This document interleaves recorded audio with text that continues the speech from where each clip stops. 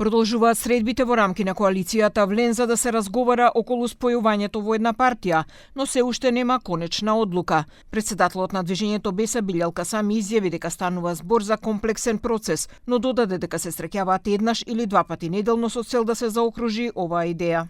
Është një proces kompleks në cilin e po bisedojmë gati se më kisha thënë spaku një herë, dy herë në javë.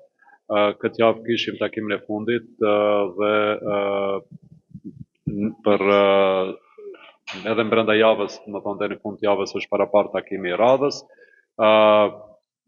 Bisedohet edhe për çështjen e leadershipit, por edhe për çështjen e strukturimit të Vlenit deri në, domethënë, komplet si një strukturë politike. Bëhet fjalë për spaku 4 subjekte politike, plus edhe vetëvendosja si pjesë e Vlenit, që po ashtu bëhet fjalë për një koncept politik që duhet inkorporuar brenda Vlenit. Së fundmi kemi pjesë të Vlenit edhe lëvizjen Arbëria, pra ne duam që gjithë këto të inkorporohen në idenë e Vlenit, për më shumë që duam që kjo të jetë edhe një mundësi e hapur edhe për individ të tjerë apo faktor të tjerë të rëndësishëm që edhe ato të shohin pjesën brenda Vlenit. Веќе Влен е и движењето Арберија. Орхан Ибраими од овој субјект во емисијата Клик Плюс изјави дека за оваа идеја е потребно време и дека целта ќе се постигне постепено.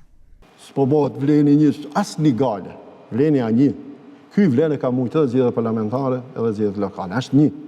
Po më atë. Është një, Arta. Vlen vetë ka nxjerrë idenë e shkrirjes. Nuk është se dikush ja ka imponuar. Vlen dole dhe thashë në shkrimi dhe bëhet një parti. Është prapë them, është vetë deklarimi ynë, po që nuk është nesër.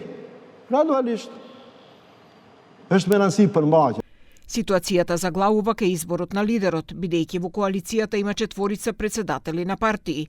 Се спомнуваат неколку опции, како едногодишна ротација на председателот, опција со ко-председатели, но и други решенија. Во рамки на Влен во моментов има 6 субјекти: Демократското движење, Беса, Алтернатива, Алијанса за албанците Фетаи, Самоопределување и Движење Арберија.